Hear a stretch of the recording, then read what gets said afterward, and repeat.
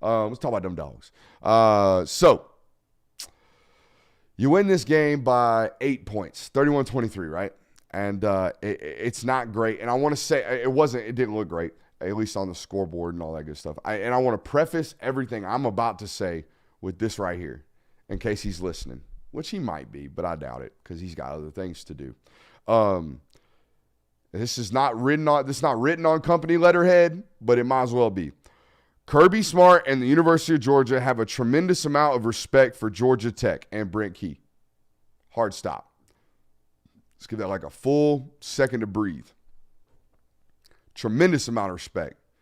Like, and you approach the game with a tremendous amount of respect. Healthy scratch 3 starters. Tell the TV broadcast that they're essentially healthy scratches. Just be like, hey, not playing today, resting up next week. Brock Bowers, Ladd McConkey, Rod Thomas. 75% of the passing game production, okay? Sit on the side. Brock Bowers did play last week. Can't play this week. And I'm not accusing nobody of nothing. I'm not. All right? Because he said after the game, if they could have played, they would have played. I'm going to take him for his word. All right? I am. I'm going to take him for his word. But let's be honest. Tremendous amount of respect. Sit on the side. We got to rest up, right? Also, tremendous amount of respect. Love them. Respect them. Worthy opponent. All good stuff. State championship. We're going to throw it 13 times fewer today than we have all season. 2nd and 11. 3rd and 9's fine. We'll just try on 3rd and 9. What? This football team has thrown the ball 33.5 times per game this year. He threw it 20 times Saturday. Just did not. I know. Hey, but Brooks, they were the worst rushing defense in the country. I know this. We all know this. I also know they were really, really vanilla offensively. Man, if that looked like a we can't lose this football game plan, I don't know what did. And you can do this and you should do this when you know for 4 quarters they cannot box with us. They cannot. They cannot stand in the ring and just go. They cannot go toe-to-toe with us. And if you don't believe me, just look at the photos that we've been putting out on Twitter. Amarius Mims is throwing dudes like into the boundary. Okay, Cedric Van Pran and Xavier Truss and guys on the interior are opening up lanes as wide as my goddamn desk. Okay, just poof, wide, just right. I mean, just walking the football. Okay, so if that to me didn't look like a ain't no way we can lose this football game plan, then you just sometimes I wonder if like people have been paying attention. People like been paying attention to how this dude rolls in terms of Kirby Smart, like. He ain't going to let you study him. They're not going to give away anything. If they can beat you being vanilla the week before they play the biggest game of the year, guess what they fitting to do? They knew going in that football game they could rush for 250 and get out of there. They rushed for 235, and they got out of there relatively unscathed. Now, again, if you're just now listening in and you didn't watch the wide zone quarterback insert discussion, you're probably coming here saying, but Brooks, They got the ball ran on them. They got a team coming in next week that might be able to run the football. Quarterback, rusher. The guy can run. He's really, really athletic. Bro, Buster Faulkner put together the best, maybe second best. Them and Auburn.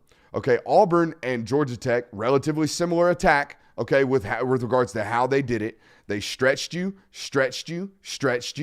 quarterback, gut, right down the middle. Here comes power. All right, we're going to pull a guard. We're going to add a hat, and there you go. Boom, vacancy. Because that defensive end, that outside linebacker, that front side inside linebacker, that safety, flow, gut. All right, Buster Faulkner. Also, I thought Georgia Tech might have had a chance to really make you scared if they complete 2 of those balls to Jamal Haynes, okay, that he got matched up on C.J. Allen, okay, and I think it was C.J. Allen both times, okay, and he managed to defend him. Okay, Raylan Wilson, Smile the other time. Okay, managed to defend both of them underthrown footballs. Both of them could have been huge explosives. Both of them designed, matriculated, and handed to the quarterback via Buster Faulkner. I thought Buster had a tremendous game plan, not only from a rush game perspective, but from an addition to the run game type of game planning for that football team. So that does not mean you should be suddenly scared of the way Jalen Milroe goes about attacking defenses. What I would be scared about if I'm playing Alabama is getting them into 3rd and 12s, covering their ass, and then him scrambling for 15 yards. Or worse, 40 yards. Those are like back-breaking type of things. But matriculating the football down the field and via the quarterback run game, 10 to 12 design quarterback runs, that is not who Alabama has been all year. That is not who they will suddenly become, I don't believe, on Saturday against Georgia. So, again, like I said during the Alabama segment, because people are going to look at the what Auburn did to them and say, oh, Georgia's going to run all over them. Maybe, but not the way that they did, okay? And people are going to look at this football game and they're going to say, ooh, Haynes King, rushing success. Ooh, they had problems stopping the run. Alabama can have the same success. No, stop. I'm not going to tell you to stop listening to those people. Understand that those people they're not watching, okay? They don't understand that one guy's a scrambler, okay? And that's why he's had success with his feet, okay? Running, extending plays after being a passer first, okay? In Jalen Milroe and a run game in Georgia who has nothing to do with the quarterback, okay? So if you hear that analysis this week, back off a little bit, okay? Back off a little bit from that. Also, if you're listening to this, you're like, damn, Brooks still ain't talked about the refs. I don't really do that. I don't like doing that unless it's egregious.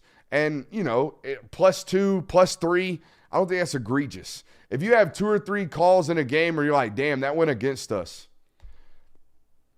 that's life. That's football. That's the way that goes. And I didn't think that was necessarily like a heavy tilt in the football game, even though they were, really, really timely.